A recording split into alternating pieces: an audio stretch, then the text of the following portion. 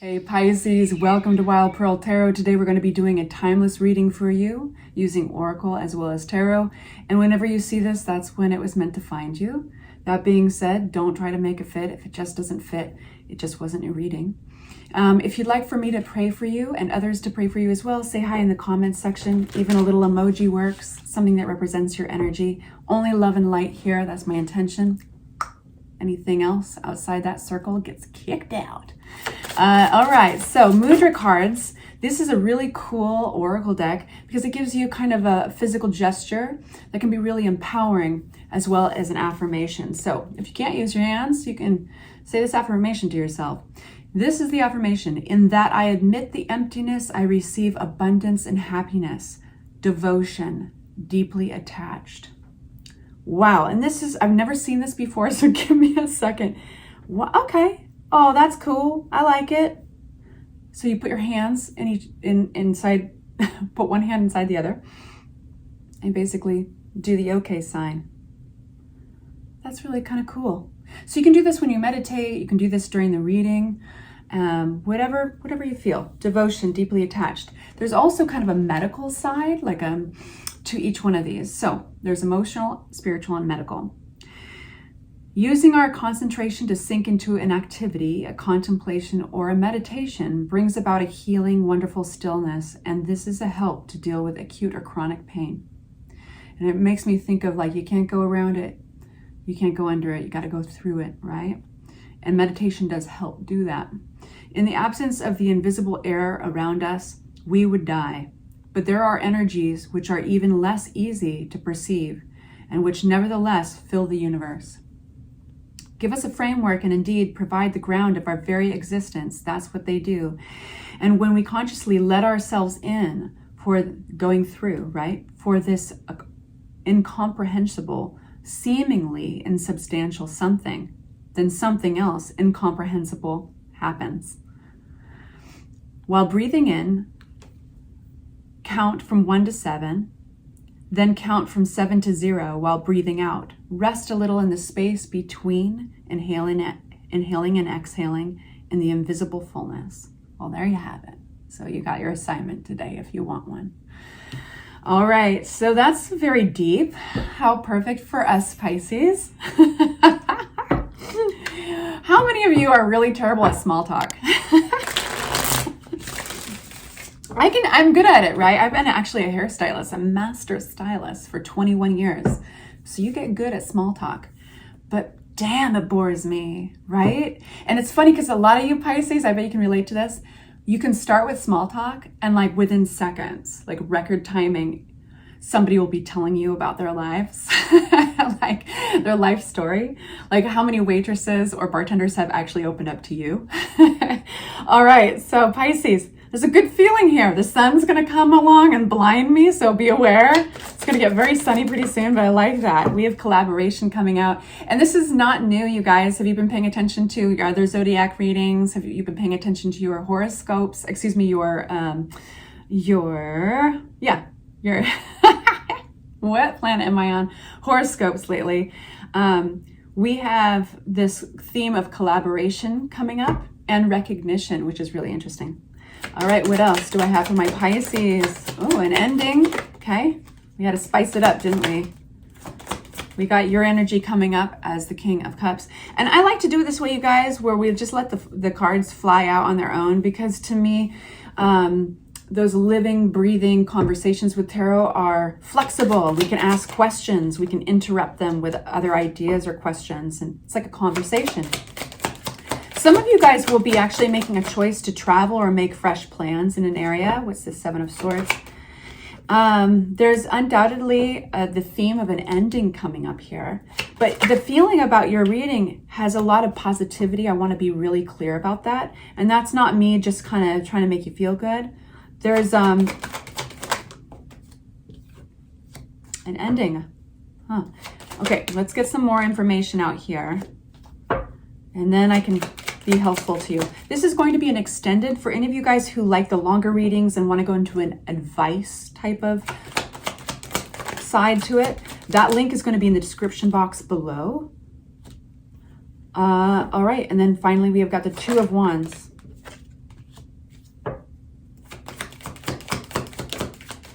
Some of you guys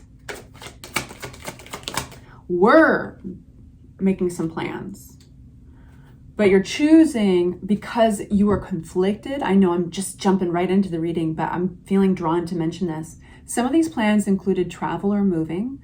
Some of them were just like still kind of in the brainstorming phase. So I don't see a lot of action there. You weren't letting go of this wand. You were just looking out at the world. It's not like you had set sail yet, thank God, because I think that a lot of you you reach conclusions after the humming and hawing and things kind of feeling weird maybe around them or cloudy. And you're like, that's just, as much as I want things to flow, always in flow, right, Pisces?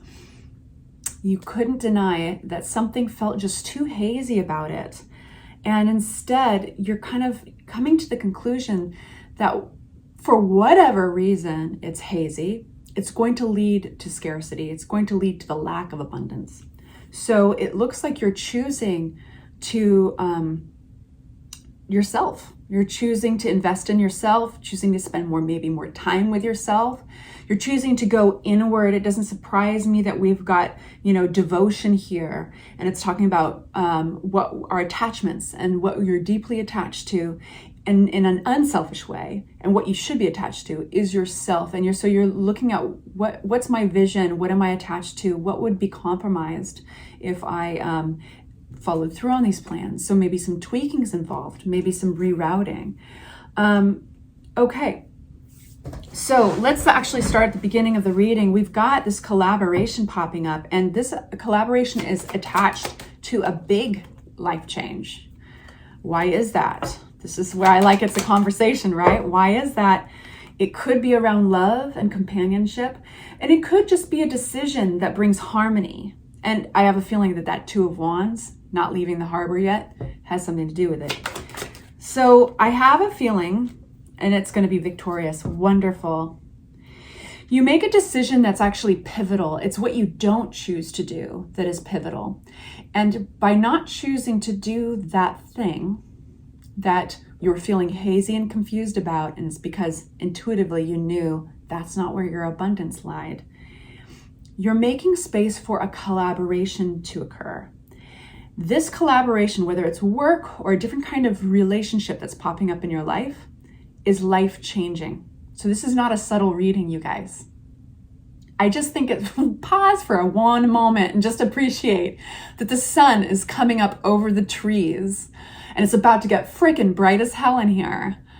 And your reading has a theme like that. We have this shadow, right? These are the trees. We have this Ten of Swords. This was a rough ending. This could have been in your past. And it could have been a sudden ending. There could have been painful words exchanged. But I think that this ending, it hones your intuition. We do have this King of Swords flying out. King of Swords clarified by Queen of Swords. What are these entities? Okay. Sometimes our intuition speaks to us like a lawyer does. Sometimes it needs to talk to us like the King of Swords or the Queen of Swords. This is about drawing boundaries. This is about not the fluff of the emotional world. And I don't mean that in not to represent the emotional world in a bad light or anything, but we'll say the watery emotional world. This is about what's clear, what's real, what's right in front of you. This is statistics. This is analyzing. This is black and white. We've got this energy coming out from this ending. This ending was maybe a gift wrapped up in terrible wrapping paper, but it was a gift nonetheless because it honed these energies in your life. Now, for some of you guys, these are literally like lawyers or advisors or that type of advice that is real brass tacks. For a lot of you guys, this is actually, you sharpened a couple new tools in your tool belt, right? And you can use them now because they're very much attached to your intuition. They're there to protect you, Pisces. And they're there, you find them in the darkest place. So this does feel like I'm talking to a lot of you about a past scenario. I want to bring out a really interesting detail. Everything is symbolic in tarot, and this man is in the forest. This cloaked man is in the forest, and he only has this little light from his lantern to guide him. And sometimes he can't see more than just a few feet in front of him, but that's enough. Now, if the sun was bright and it was shining through this forest, he wouldn't even know that lantern was lit. He wouldn't be able to see the flame. Sometimes you need to be in the dark, Pisces, a harsh dark, a harsh ending, to be able to see your lantern. So, moving on, right in the center of your reading, in perfect, like, sequential order, we've got your heart was also fortified by this. This is your energy, the King of Cups, right? Usually represents that watery energy. This is recovery. This is healing. This is getting your prayers answered. The Star card, also being recognized and valued. But something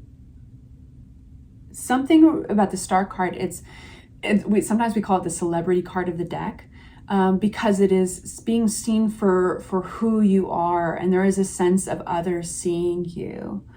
But there's a vulnerability about this combination, and it's kind of cashing in on that vulnerability. Like, not only is it okay to reveal this vulnerability, but I think it gets you that much closer to your goals, your visions. Sometimes, so how interesting that we have right next to each other two very different energies. First, we have that energy of like boundaries, that black and white energy, this tool that you sharpened for your tool belt. And then we have this very vulnerable energy of seeing what you want. You can't say the prayer without knowing what it is, right? So this is like, is there anything else about that I can help Pisces with insight? Nice. I do feel the presence of others, right? We were talking about that being a celebrity card, the Star card. You can almost be an example for others. I wouldn't be surprised, Pisces, if you notice people being kind of attracted to you, drawn to you. And that's because they see something they relate to within you. You're not hiding anything. You're not putting on a false front. It's kind of like, you know how I was joking at the very beginning of the reading about how it's hard for a lot of us Pisces to make small talk. And before you know it, another person's opening up to you. There's something that a lot of Pisces, we go courageously into the dark where others don't. We take that mask off. We have the ability to take off that front. And even in the tiniest of ways, we make it okay for others to approach us.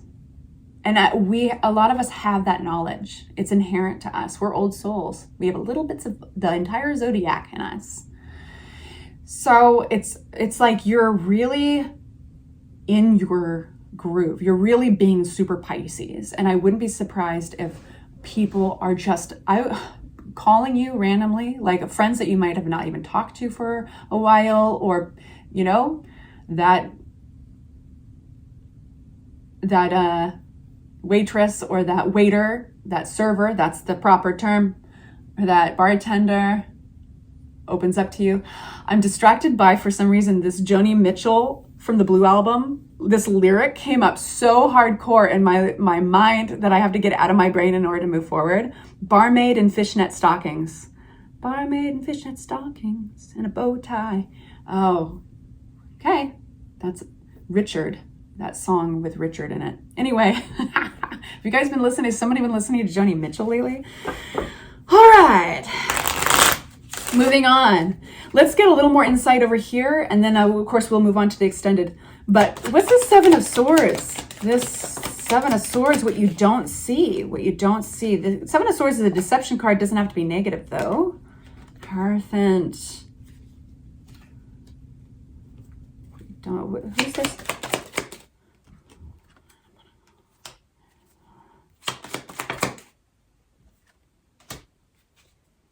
Well, you guys, I wouldn't be surprised if there is something that you don't see. It's got a deception to it. I don't think it's super negative. It's not like your wallet's going to get stolen or something. It just and it's around somebody kind of in the background. We've got the Knight of Pentacles. And their energy's real slow. I don't think that they're really approaching you quickly. They might not have approached you at all. Page of Swords is oftentimes internet communications, social media, the gossip,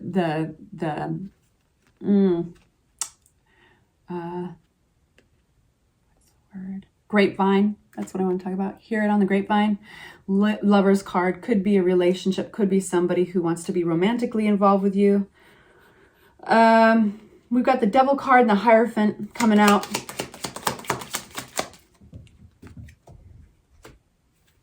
This, wait 1 sec.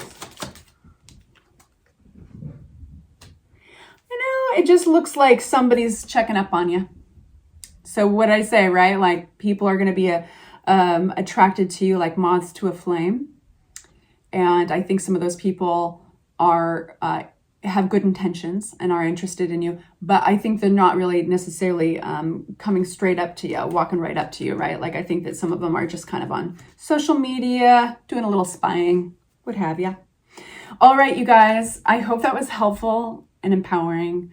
Please like and subscribe. That's the best way to help this channel out. It tells the YouTube gods that it's worthy of pushing out into the algorithm. At the mercy of an algorithm. Anyway, feel free to follow me over for the advice portion. That's going to be the link below. Take good care. Sending you love. Bye-bye.